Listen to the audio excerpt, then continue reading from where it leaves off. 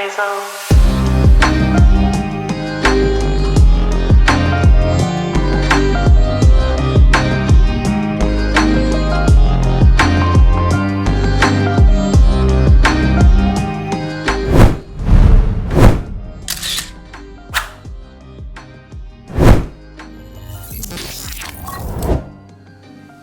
What is up and welcome to Maps on the Map and welcome to my guide to Italy's capital, the ancient city of Rome. In this series of videos, we're going to be checking out the things to do, the best things to see, and of course I can't forget the food, so we're going to be hitting some food spots along the way. So as you've guessed from the title of this video, we're going on a food tour across the eternal city to experience all that the Italian cuisine has to offer. From some of the most highly reviewed restaurants to seeing if some of the city's most viral eats are worth the hype. This video is gonna have it all, so I hope you're ready to spend 48 hours eating in one of the most beautiful cities in the world.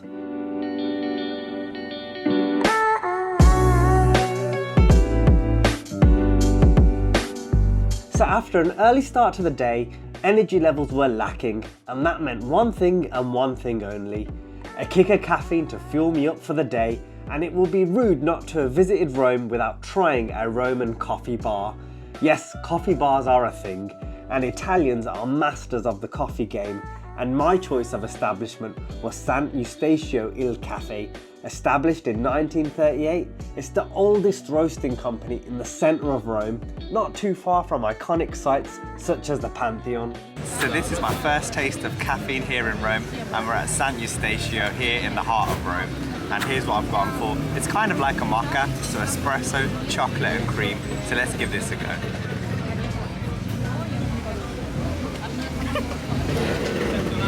Oh yeah. You've got cream all on your moustache. Oh yeah.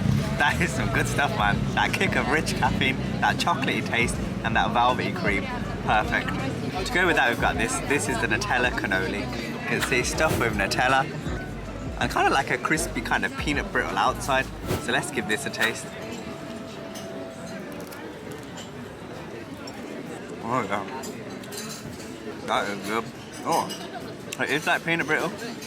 You get this sweet outer coating, crunchy, nutty texture. And then a kick of that Nutella, and I love Nutella. This is banging. It's really good, man.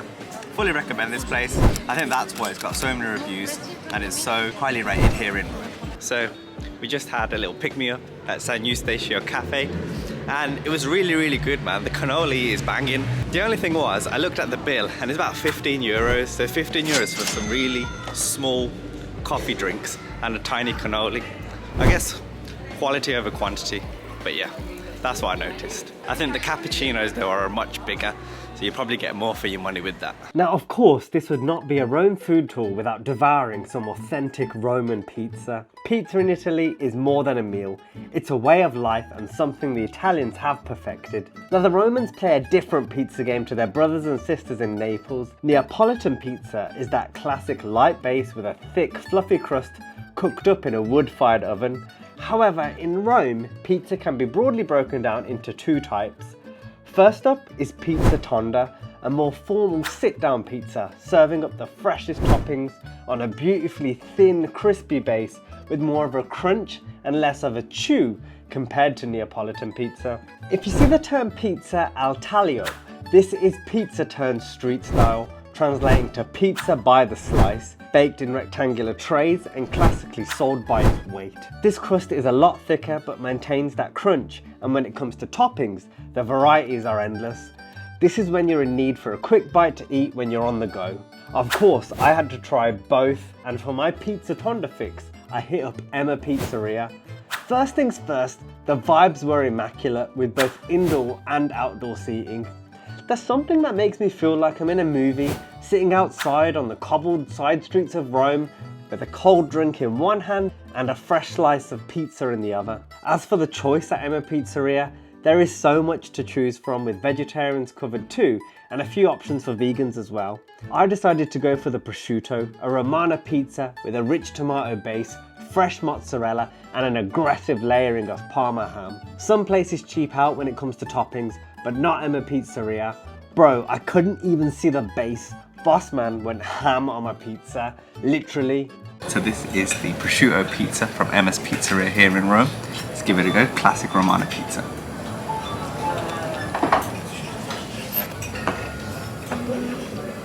They're really good. You can hear the crisp of that base. Charred, rich cheese, fresh prosciutto, fresh tomato. Just so good, man. Try this place. You won't regret it. Mrs. on the Map went for the fungi, the same setup as mine, but topped with champignon mushrooms, and it looked like a piece of art. Some may say a pizza art. See what I did there? But jokes aside, the taste was immaculate. Honestly, a bold statement, but some of the best pizza I've ever had, as you can probably tell by my squeaky clean plate. For my taste of pizza al taglio, aka pizza by the slice, I decided to check out Antico Forno Roscioli, a quirky hole-in-the-wall style spot serving all kinds of goodness in the form of tarts and pastries, and you can even buy pasta. But I came for one thing and left with two: pizza and a little side snack called suppli, a fried rice ball filled with mozzarella cheese. Starting with the pizza selection, I'm an indecisive guy on the best of days, so choosing a slice was low-key stress as this place was hella busy and I was feeling the pressure. I decided to go for this square slice with a pumpkin base topped with sausage and mushroom. Now, I'm always going to be honest when it comes to my thoughts on food, and this was just okay, and part of the reason is probably my own fault, as the pumpkin base was just too sweet for my liking. It needed a bit of sourness from a tomato base to take it to that next level. The base was on point though, and exactly how I like it. Not too thin, but still has that crunch factor. The slice was also cold, which might be how it's supposed to be, but I'm about that hot slice life. Mrs. on the Map went for a pesto, burrata and red sauce slice, and she was of the same opinion as me. Good, but not great. As for the suppli, this was a straight banger. I loved it. A fried, crispy outer coating, and then inside is a gooey mess of soft rice, creamy cheese and tomato. Simple, yet delicious. Price-wise, all of this cost me about £19 or $24, but prices will vary because it's all done by weight. During my time researching some of the best food spots in the city, I knew I couldn't come all the way to Rome and not try proper homemade pasta, the real deal. Two places kept coming up as supposedly some of the best pasta in the city: Tonnarello with over 70,000 Google reviews at 4.7 star, and Osteria de Fortunata with almost 18,000 Google reviews at 4.2 star. But which one was better? At both restaurants I went for the carbonara, mainly because I love carbonara and it's what I wanted to eat, and not really for comparison purposes. But now that I've had the same dish at both places, I think I've got a good enough reason to compare the two. Before we get into the goodness, for those of you wanting the true Roman pasta experience, you're gonna wanna get cacio e pepe, which is a cheese and pepper pasta dish founded in the capital. Carbonara was still cheese and pepper based, but with the added bonus of guanciale, which is pork cheek. Starting off with Tonnarello, there are multiple restaurants dotted around Rome, but I decided to hit up the quirky Trastevere, and the vibes are immaculate, giving a sense of adventure with cobbled streets and alleyways leading to bars and restaurants in every corner.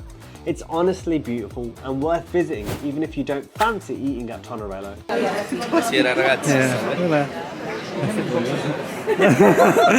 You speak very good French. Gracias. As with a lot of these places in Rome, there is both indoor and outdoor seating, with outdoor heaters if it's a bit chilly outside, but outside is fully the way to go if you want to embrace the buzzing atmosphere. €12.50 got me the carbonara containing egg, pork, cheese and pepper, and topped with a generous helping of grana padano cheese. This was delicious. The pasta was coated in the cheesy creamy sauce, the bacon bits added a bit of saltiness to break up that cheesy flavour, and then you get hit with a kick of pepper, elevating the dish. And of course, the pasta itself is so different to what I expected. It was my first time having proper Italian pasta, and it has more of a chew to it and is a lot thicker than what I'm used to in the UK. It's really interesting and gives much more texture to the dish, also making it seem much more filling too. I also loved how it's served in like a metal kind of skillet, proper rustic vibes. A delicious meal, but how did it contend against Osteria? Similar to Tonnarello, Osteria de Fortunata has multiple branches across multiple locations, with some more central than others. It definitely had more of a traditional theme going for it, which I loved, a throwback to its heritage having come to life in the 1920s. Before we come on to what I thought about the pasta, I actually decided to try another dish famous in Rome, the fried artichoke, a fusion of Roman and Jewish influences. Now you'd think, bruh, it's a fried artichoke, what does an artichoke even taste like?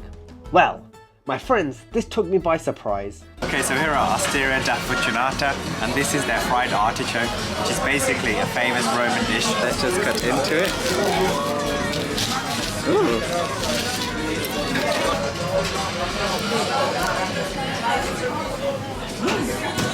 That's nice. It's actually way better than I thought it'd be. It was delicious. You know what it tasted like? For anyone watching from the UK, it tasted like chip shop chips, or like the scraps at the bottom of the bag. The best bit, crispy on the outside, fluffy on the inside, and salty.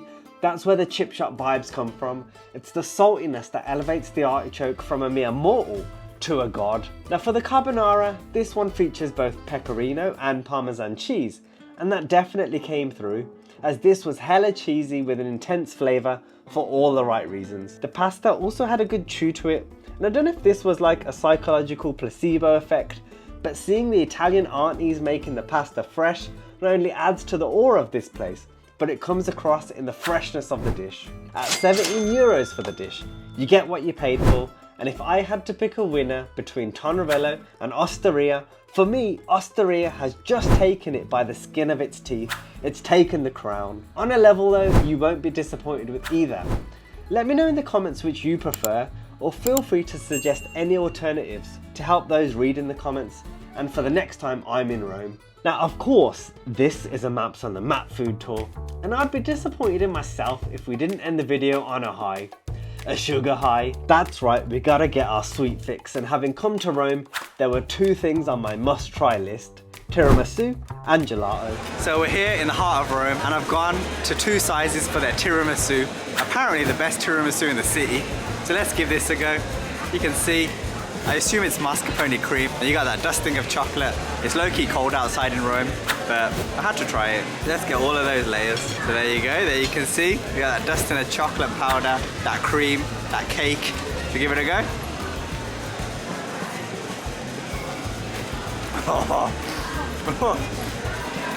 I'm a bit speechless. That smells nice. I normally don't like coffee desserts at all, but this, it doesn't have a strong caffeine kick. It's just right, it's perfect. That's two sizes here in Rome. Next up, even though it's freezing cold, we're gonna get gelato. I can't have come to Rome and not have got fresh gelato. So we're going to Giolitti's, which is basically the oldest gelateria here in Rome. Now before we get onto the gelato itself, there's a few rules when it comes to ensuring the gelato is as authentic as it gets, because there's a difference between gelato and ice cream, and I want all of you to be able to try gelato in its purest form. First of all is fresh, high quality ingredients. The simpler, the better. Gelato is made from milk, cream and sugar, with flavourings then added, avoiding any artificial additives. Second is the colour. If it's hella vibrant and looks radioactive, it ain't gelato. You want the colours to be dull and neutral, as that implies it's the real deal. Third is techers. Gelato has a lower fat content than normal ice cream, and it's churned slower than its doppelganger, meaning less air and more goodness. It's also served at a warmer temperature, resulting in a stronger flavour and a smoother texture. This is why the boss man uses a spatula to smear on the gelato as opposed to an ice cream scoop. Fourth is the freshness. The best gelato is prepared daily and is often stored in metal containers, sometimes covered to prevent it from becoming icy. And finally, of course, is the taste. The most important thing, you want it to be rich, silky and decadent. That is the true gelato experience. Now that you've had the Maps on the Map crash course in gelato, let's see if Giolitti's was the real deal. Okay, so this Giolitti's gelato, we've gone for Nutella and pistachio, and then you can get cream as well on the side. So the first gelato in Rome, let's hope it's a banger. Oh. The first gelato in Rome kills it, man, that Nutella. Just gonna quickly grab that pistachio. Oh man. It's so good, like so good. I haven't had gelato like this before. It's smooth, it melts in your mouth. Insane, man. That's Giolitti's Gelato here in Rome. Easily the best gelato experience of my life. Truly world class. So that concludes my guide to some of the best eats in Rome. If you enjoyed the video, then leave a like. Got any questions about Rome, then leave a comment down below. And as always, don't forget to support the channel by subscribing. Till next time, peace.